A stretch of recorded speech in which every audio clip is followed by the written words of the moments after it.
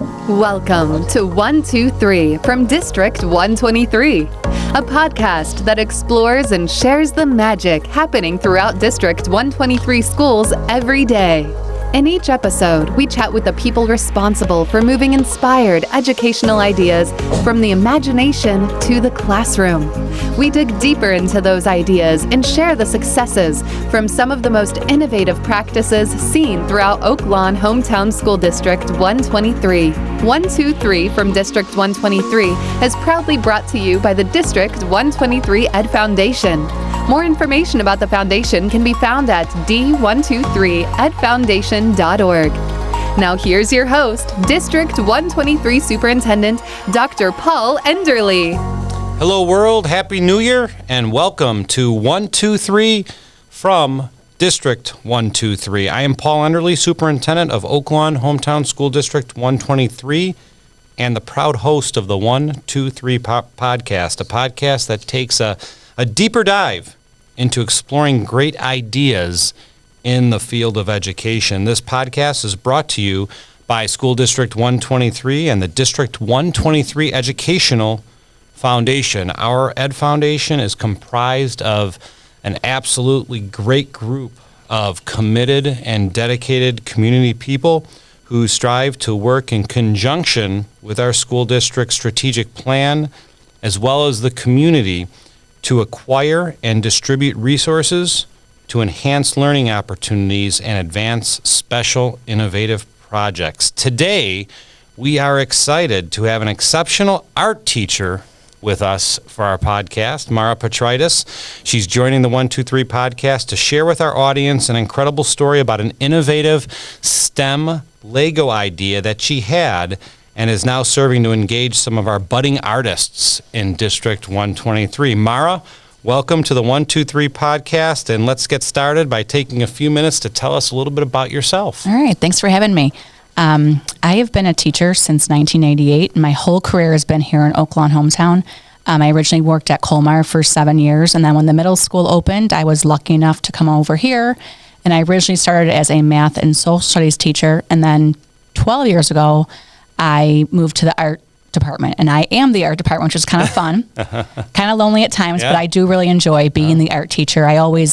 Prior to being the art teacher, I always incorporated art in my classes, whatever I was teaching, because I love art. Yeah. So it kind of was a happy accident in a way that I became the art teacher, and it's been like the best thing because I can do projects. I do projects all day long, all year long. So I've always loved art. I'm the daughter of an architect, so it kind of is in my blood. But my mom, but we always were, the art was everywhere around us. Sure. So grew up going to museums and just appreciating art. Always had prints of famous pieces, framed on our walls at home, and just kind of cultivated that love of art since I was, as long as I can remember, since I was pretty much born. Sure. So it's in my blood. Absolutely. Literally and figuratively. Do you attribute that passion for art to your upbringing and your family's influence? I think so.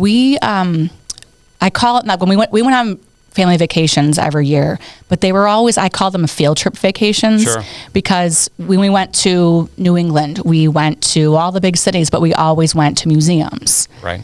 And so I learned a lot. I saw a lot of things, went to, history and art and science. And so they were learning vacations, a lot of fun too, of course. But we always kind of like learning experiences, but also just being around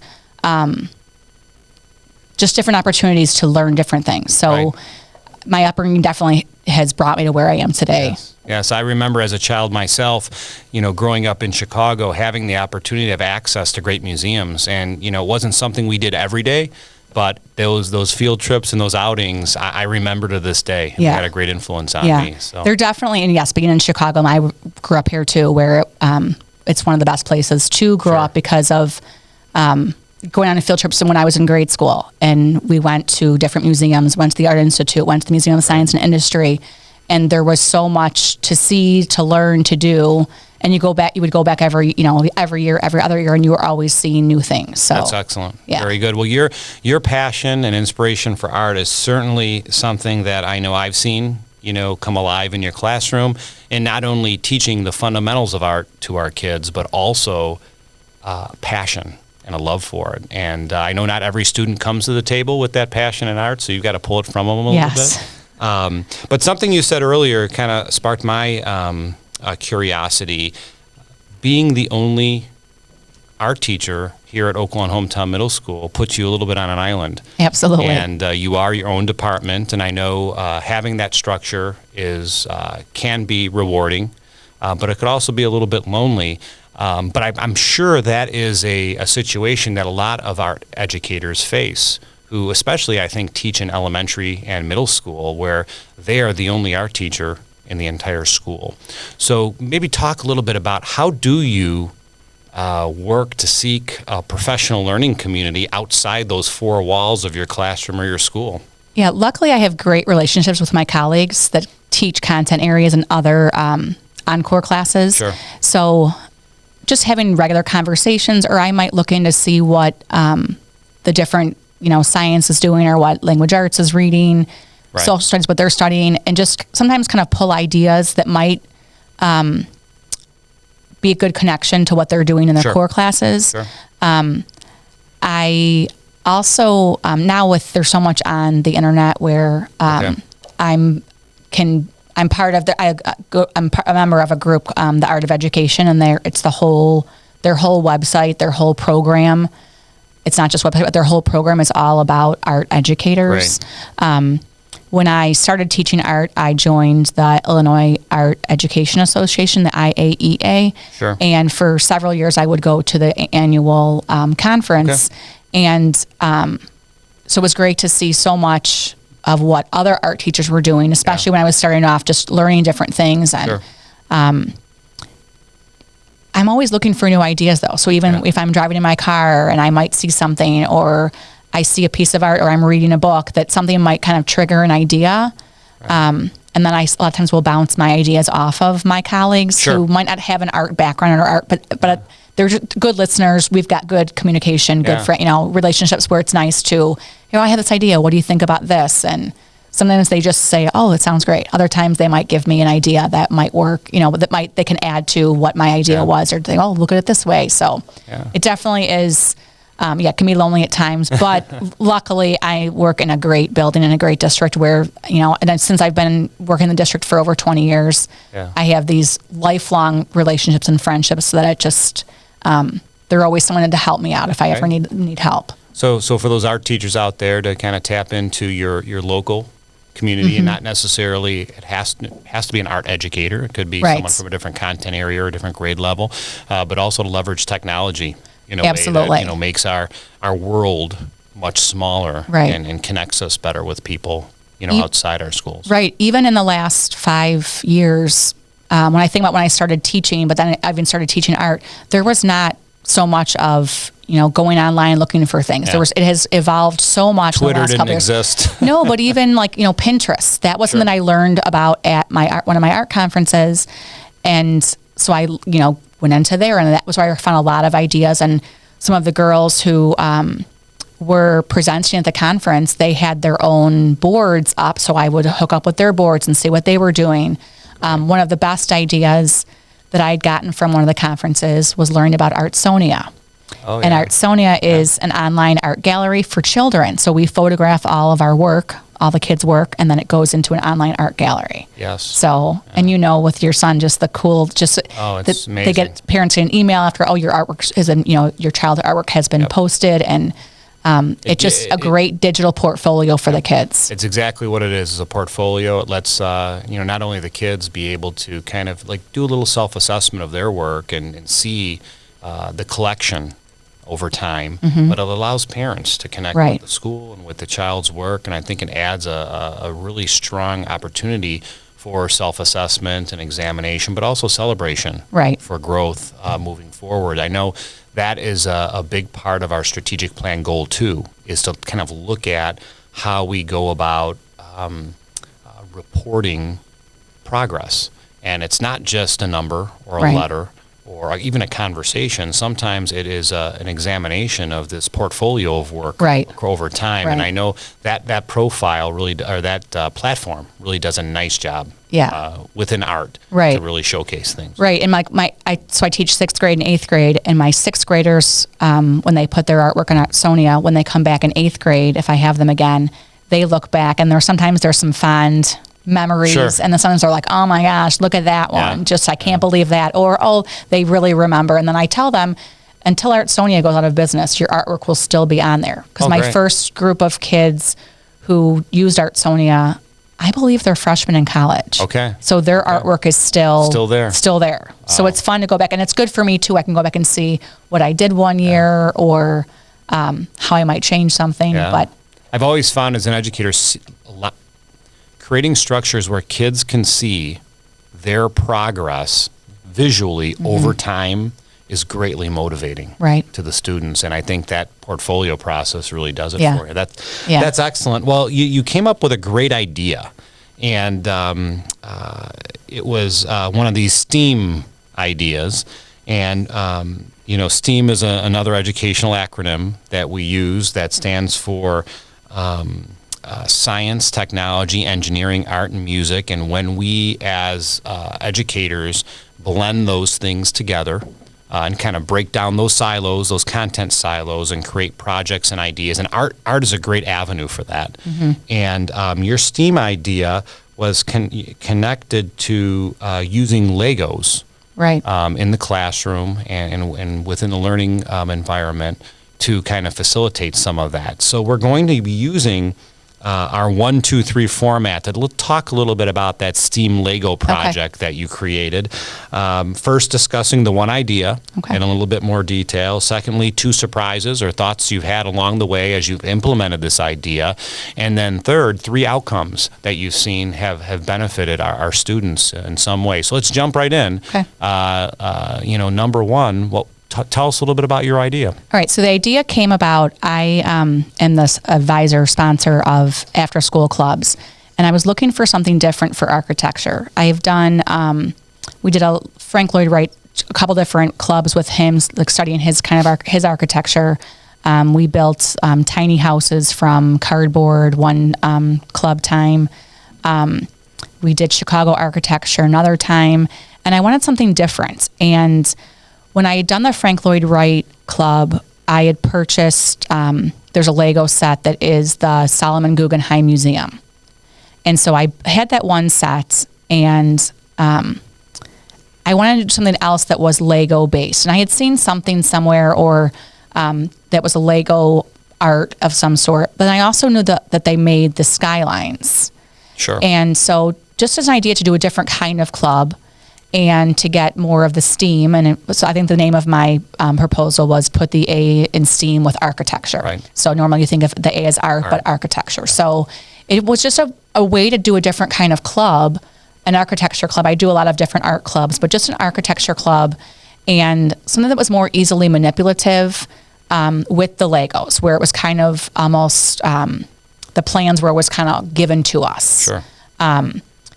And so I had that idea, but I knew that the sets I believe there were 7 sets at the time that when I was researching the different skylines, how many were available.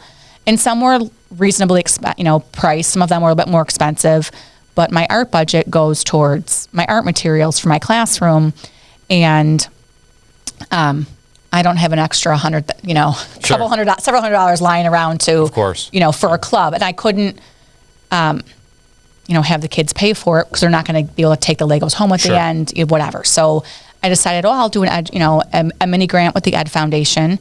And actually my iPads that I use for Artsonia were from a mini grant from several years ago. Okay. So great. Coming back around to the mini grant of the Ed Foundation. And so I thought, well, I'll do to support the club and that was the main purpose, was to have the club, which I've since renamed Skyline Builders because they're building the skylines. Okay. But I also thought, well, I would use them in my classroom. We every spring do a STEM day, or as I call it, STEAM day, because of the art. And I thought, it could be a way to bring an activity into my classroom and kind of, again, almost semi-ready-made. And then I teach almost 200 kids every trimester, that almost every kid would have a chance Exposure, to do something with the Legos. Yeah, that's great. So I wrote the proposal, I presented it to the Ed Foundation, and they accepted it, and then they provided me with 7 original studies, but they gave me 2 sets of each, and then a couple Lego books, some that were directly related to the architecture series of the buildings, and the other one's just regular Lego building in general. Okay. Yeah, I know being around that Ed Foundation table, and when we think of STEM or STEAM, we think a lot about engineering and art, but we don't always think of architecture. So I know that was an element to your project that really caused some conversation around the foundation table, because it's something that sometimes in education we miss. We don't always get at that, that specific architecture, and your project really did that. So let's talk about the 2 things that maybe surprised you along the way, or a lot of times the things that we don't always anticipate are the things we learn most about. So could you talk a little bit about that? Yeah. So when I received the grant last spring, and so I did my first. Once I received all of my Lego sets, I did my first club, and then I've since done this year, the school year. I've done the club. I think I've had 3. I think I just finished my 3rd session. Okay. So one of the surprising things, and I knew this, but I didn't really remember. It didn't really hit me that once a session's over, and then we put the Skylines on display. When the next session starts, we have to take those models apart for the next group to put them back together. So that was one thing. My fine motor skills really got to play when I was, taking them apart. I had the kids help it sometimes, but then you end up possibly losing pieces. So that was one thing of just having to take them apart, put them back together. The kids put them back together and they love it, obviously. Sure. But for me, the having to, we have to, keep them organized and then take them apart for then the next group to come in. So that was one surprising thing. The other, the kids, they would have stayed forever. They would, want to do this over and over and over again. Sure. And so trying to feel like I want more variety, I was able to buy, with some other funds, 2 new sets that came out this fall. The original sets were Chicago, New York City, Shanghai, Las Vegas, Sydney, Berlin, and London. And then this year I was able to get Paris and San Francisco. Oh, good. So you've added to it. So I've added to it. So now I've got 9 sets, and I've got 2 of each. So I have 18 sets. Okay. So just feeling like I always want to have something new, having something variety. Sure. But I know that the kids, they really just want to build. Yep. So, and there's kids who they have their preference. I would like to do this one first. I've already built that one. Okay. If I have repeat club members, or if they might have a set at home. So. Do most of the kids build these sets independently, or do they work with a partner or a group? So with the club, there's been, I let them choose. You can work by yourself, and some kids obviously choose that, and then some kids, it's okay, we only 2 people together, just because then you have one book that they're looking out of, and it just makes it easier. And so there's some groups that have chosen to work with a partner. Okay. And even if the kids usually you see more with it, kid who is working independently, if they run into a problem, they can't find something, or they can't get something to fit, the other kids will help him out. Oh, look at this one. Okay, well, here it goes like this, I think. Sure. They ask me too, but they also, the other kids who are more of the, you can see they already have the passion of Legos. They're, will jump right in and say, oh, here, it goes like this, or, whether they've built it before or not. They teach each other. Yeah, they definitely, for sure. Excellent. Very good. Well, what about 3 outcomes? That's 3 outcomes. Obviously, one's got to be teamwork or that type of thing, but let's talk about that. The kids that sign up for the club, they're so excited about it. And they come in, they want to start building. We meet for an hour and a half, and they would meet for 3 hours if they could. When I give them okay, we've only got a few minutes left, and they're bummed about that. But the kids love it. And when the Skylines are done, I put them up on the top of my cabinets. Okay. And so they're on display then until the next session starts. And when the kids come in, when they come in next time for club, they might look up to see, because there's been groups where they built one and then they had time to build another one. Sure. Because we work over several week session. And so they come in, and almost every time they walk in the room, the first thing they do is look up to see what they've already finished. Oh, that's great. And then students who I've had in club, And then I might have them, later in the next trimester, they've come in and they look up and they say, I built that. Yeah. Or even, and even the adults that come in my room, when my team comes in for meetings and they come in and they sit and they look and they say, I want to come to, architecture club. Yeah. And they look at the skyline and they all well, what's that one? Oh, what's that building? So it definitely elicits so much conversation among the kids and the adults. And a sense of pride. For sure. And accomplishment. I know when we were actually building this building, and I remember looking at the art space we were designing, we wanted to make sure that those display cases were immediately outside the art room for that very purpose, to make sure that our art teachers had an opportunity to showcase the products that our kids were creating. So it's really neat to hear that, this project conjures up conversation. It builds a sense of pride. I know even yesterday we had a Chamber of Commerce after our hours event here, hosting it in District 123, and some of your Legos were on display, and it really fostered a lot of conversation amongst the local business owners here in Oak Lawn. So it was really, I could see how those skylines and those displays really bring out a lot of collaboration and conversation. Yes. The teamwork aspect too. So when I need to figure out a better way, because I've learned that it's best with just two students working at a set at a time. So I'm trying to figure out a way to have a more seamless incorporation into my classroom, because I teach, my club groups, I've had a dozen or so kids, give or take a couple, but my classes, I have, twice that, three times that. So to have, 9 tables worth of students and trying to figure out, I don't have, enough sets for everyone to do it all at the same time. So that is kind of a challenge that I'm kind of working through. But definitely the teamwork is one of the things that it just, when I think about the kids too, when they finish it and they're so happy and they ask, can I take a picture of it? Or when they're partway through and they want to document and take a couple pictures. I want to show so-and-so at home what I've been working on. I've been talking about it.